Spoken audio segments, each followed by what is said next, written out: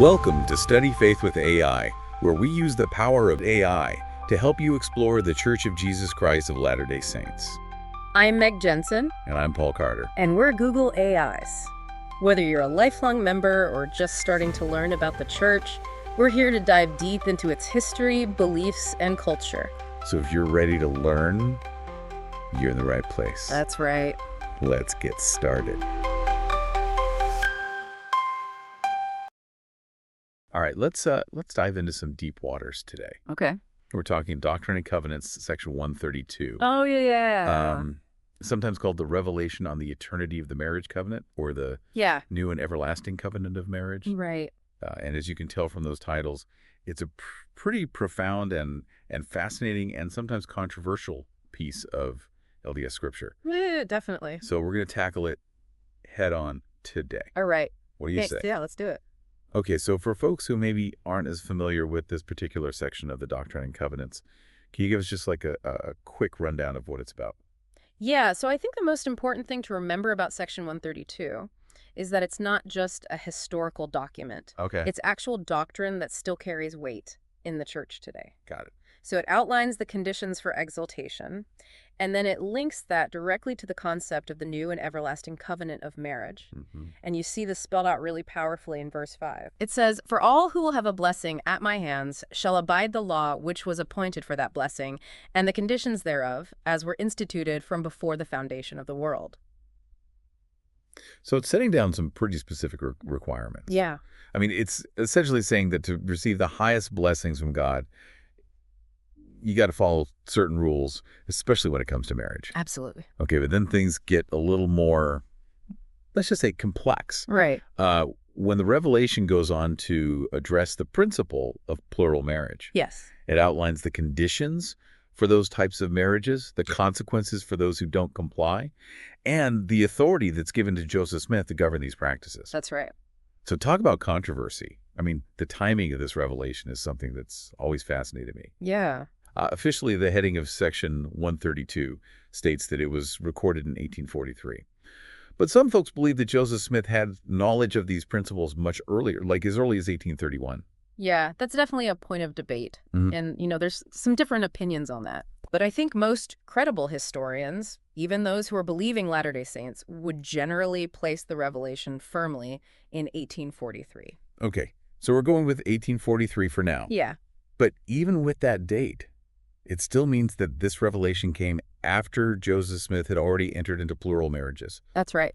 Which is kind of a head-scratcher, isn't it? Yeah. It feels a bit like he's getting a revelation to justify something that's already happening. What are your thoughts on that? Yeah, so I think that's a great question, and it really pushes us to think about the process of revelation itself. Mm-hmm. Was this a case of Joseph Smith receiving new understanding over time? Okay. Or was there another dynamic at play? Mm-hmm. And how does this affect the way that we view prophetic authority and the evolution of doctrine? That's a great point. Yeah. It makes you wonder if this revelation came after the fact, does that potentially change how we interpret other revelations or teachings, especially ones that might seem to contradict earlier pronouncements? Like, for example, I'm thinking about the Book of Mormon. Yes. Which Joseph Smith published in 1830. Right. And in the Book of Mormon, it clearly condemns polygamy. Like in Jacob chapter 2, it calls it an abominable thing. Yeah. But then in Section 132, just over a decade later, it's being presented as a divine commandment. Right. So how do we reconcile those two seemingly opposing viewpoints? Well, I think you've hit the nail on the head. Okay. That shift from abominable to divine commandment is something that many people, both inside and outside the church, have wrestled with for a long time. Yeah, for sure. And, it's a really complex issue. So how can listeners approach these seeming conflicts in Scripture?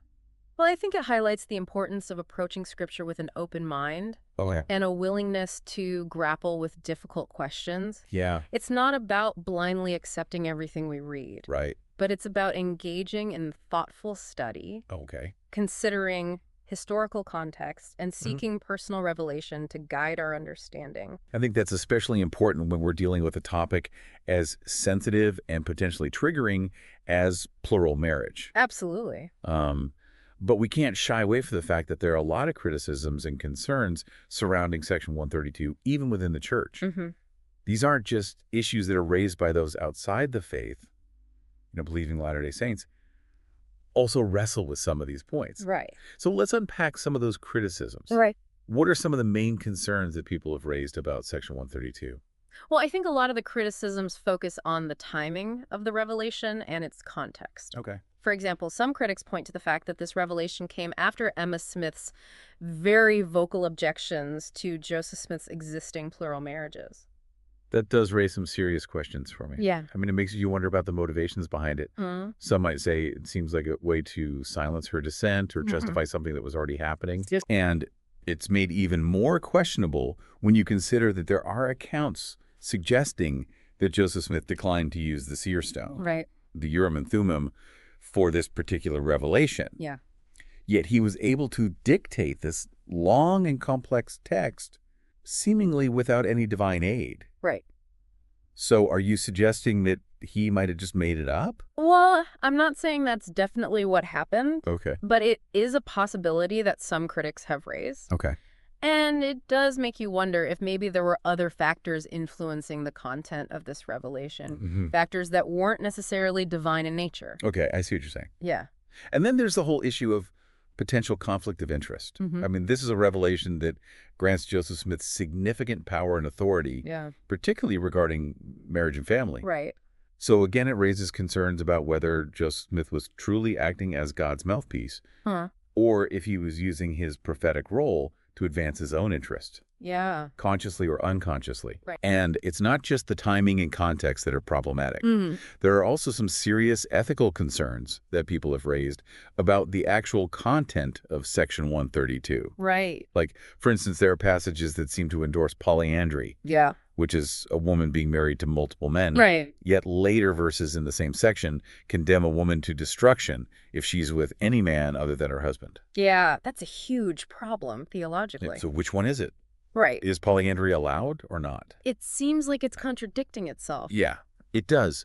And let's not forget the language that's used to describe women in this revelation. Yeah. It often feels dehumanizing and possessive, referring to women as being given to men as if they were property. I think that language is definitely troubling. Yeah. And it reflects a patriarchal worldview that is at odds with modern-day sensibilities and the understanding of gender equality that many Latter-day Saints strive for. Yeah. And then there are the repeated threats of destruction for women who don't comply with the principles of plural marriage, which creates a sense of fear and coercion Right. that just seems completely at odds with the God of love and mercy that most Latter-day Saints believe in. Yeah, I think the coercive tone is one of the most challenging aspects of Section 132. And it raises some really difficult questions about how we reconcile those elements with our understanding of a loving God who respects individual agency. Yeah. You know? Okay. It's tough. Yeah, it is. It's a tough one. It is for sure.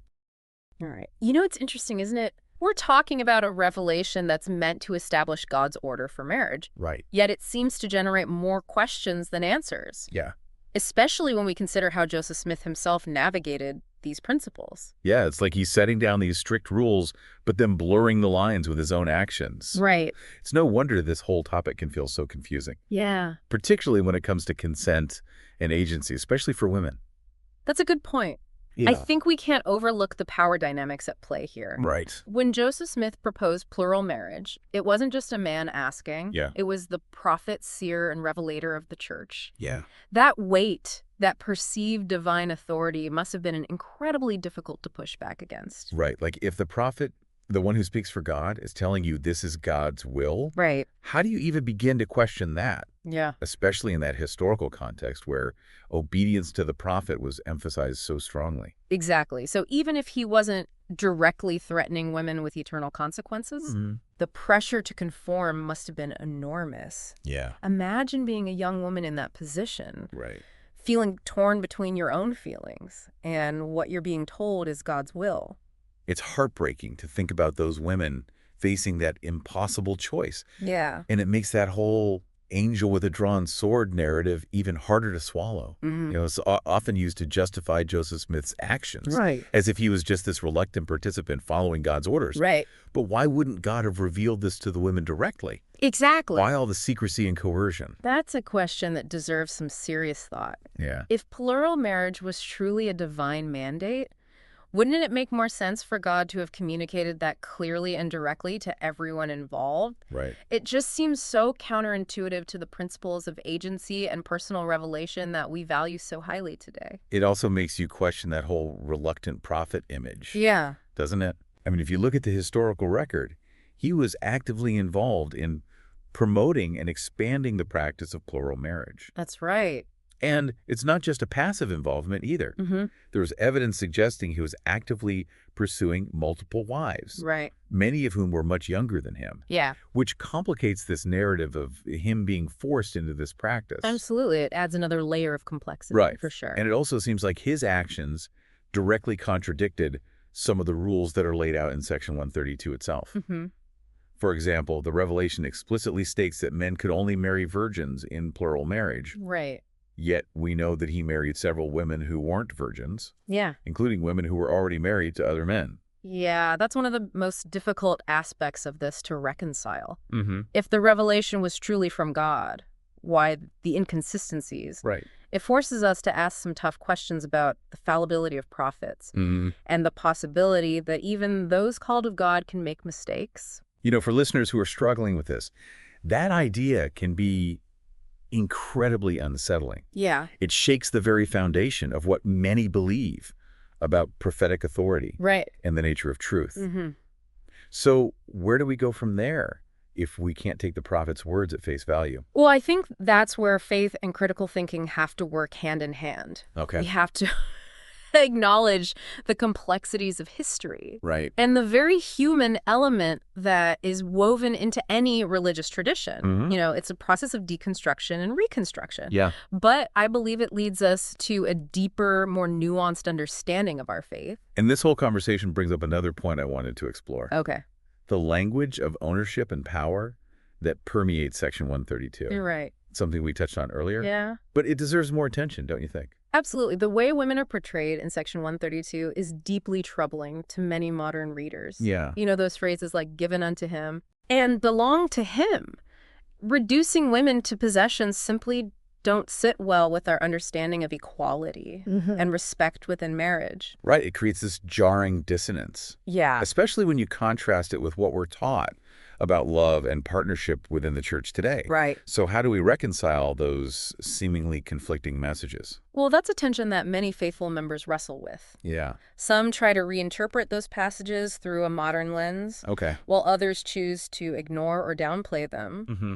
But I think it's crucial to acknowledge the harm that such language can inflict. Right, because words have power, Yeah, they do. especially when they come from a source of authority like Scripture. For sure. This kind of language can perpetuate a culture of misogyny and sexism, Mm-hmm. where women are viewed as less than equal Right. and their voices are silenced. Yeah, It has real-world implications that we can't just brush aside. you're right. And we see the echoes of those attitudes in the continued struggle for gender equality Yeah. within the church, Right. in broader society. Mhm. And, you know, the legacy of these teachings, intended or not, is something that we need to address honestly and compassionately if we're going to move forward. So what can we do? Wow. How can we reconcile those harmful aspects of Section 132 with our desire to create a more just and equitable church? Well, I think it starts with open and honest dialogue, Okay. like we're having now. Yeah. We need to acknowledge the problematic elements of this revelation Right. and their impact, Right. both historically and in the present. Yeah. You know, we can't simply ignore or dismiss those concerns. And beyond talking about it, we need action. Yes. We need to actively work towards dismantling those patriarchal structures and mindsets that have taken root, Right. both within the church and in our own lives. Absolutely. And that means challenging traditional interpretations, amplifying women's voices, Yeah. and creating a space where everyone feels valued, respected, and empowered to contribute fully. I couldn't agree more.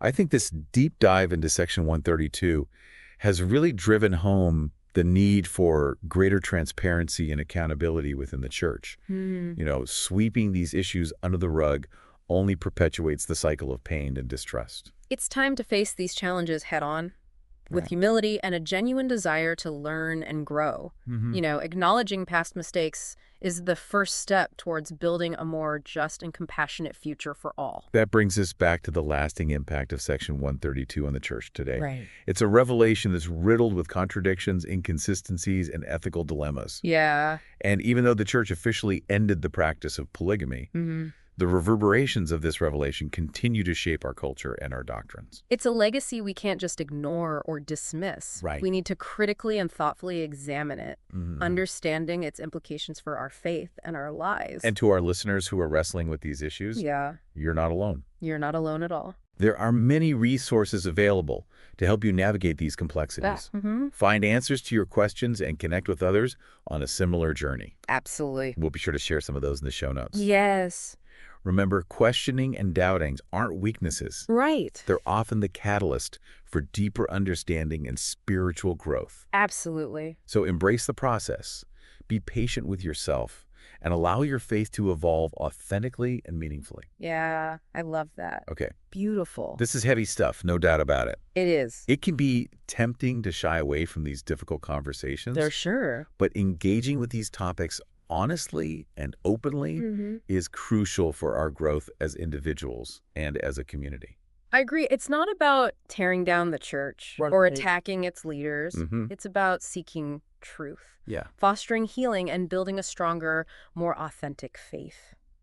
And I got to say, this has been a challenging but really thought-provoking conversation so far. Yeah, it has. We've explored the history, the content, the criticisms, and the impact of this revelation. Right.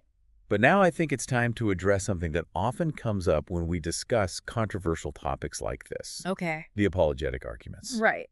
You know, there are people who try to reconcile the difficult aspects of Section 132 with their faith.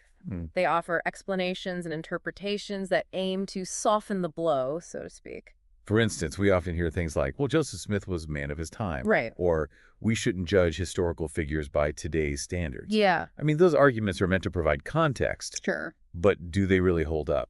Well, historical context is crucial, absolutely. Okay. You can't fully understand events or people without considering the social norms and cultural influences of their era. Right. However, using that as a blanket justification for harmful actions is problematic. Yeah, it can't just be a get-out-of-jail-free card. Right. I mean, recognizing that times were different doesn't erase the pain and suffering that real people experienced as a result of these practices, especially women. Exactly. Empathy and understanding are essential, but they shouldn't come at the expense of acknowledging the harm that was done. Right. We need to balance those perspectives. And speaking of balancing perspectives, another common apologetic argument we hear is that God works through imperfect people, that even prophets, despite their divine calling, are still human and capable of making mistakes. Yeah, and that's a fundamental belief for most people of faith. Right. And I wholeheartedly agree that no one is perfect, especially not those in positions of authority. Right. But I think we need to be careful about using that concept to excuse behavior that is clearly harmful or abusive. I agree. It feels a little too easy to just say, well, the prophet made a few mistakes, but God was still working through him, so it's all okay. Yeah. Are we letting people off the hook too easily by adopting that mindset? It's a slippery slope, and I think if we accept the premise that any action, no matter how contradictory to previous teachings or moral principles, can be justified as God's will simply because a prophet performed it, we give them unchecked power. And history has shown us time and time again what can happen when power goes unchecked. Right. Especially within religious structures. For sure. It's not about tearing down those in authority, but it's about ensuring that there are safeguards against abuse. Accountability is crucial, and that applies to everyone, including those we revere as prophets. So as we wrap up this deep dive into Section 132, what are some key takeaways that our listeners can walk away with? What have we learned from this sometimes difficult but important conversation? Well, for me, it reinforces the idea that studying Scripture isn't about passive acceptance. It's about active engagement, asking tough questions. Right. And allowing our understanding to evolve as we grow spiritually and intellectually. I wholeheartedly agree. It's about recognizing that Scripture was written by humans, inspired by God. Right. And there's room for nuanced interpretation and even disagreement. Yeah. And most importantly, our faith shouldn't be built on blind obedience or fear. Right. It should be rooted in a personal connection with the divine, a connection that allows us to wrestle with challenging topics embrace uncertainty, and continue seeking truth wherever it may lead. Well said. And to everyone listening, we hope this deep dive has given you food for thought. Yeah, I hope so. Encouraged you to continue those tough conversations. Right. And strengthen your commitment to seeking a deeper and more authentic understanding of your faith. Remember, this isn't the end of the conversation. Right. It's just the beginning. Okay. Keep learning, keep asking questions, and keep seeking truth. Yeah. That's the path to a more meaningful and fulfilling spiritual journey. That's a great place to end it. Thanks for joining us.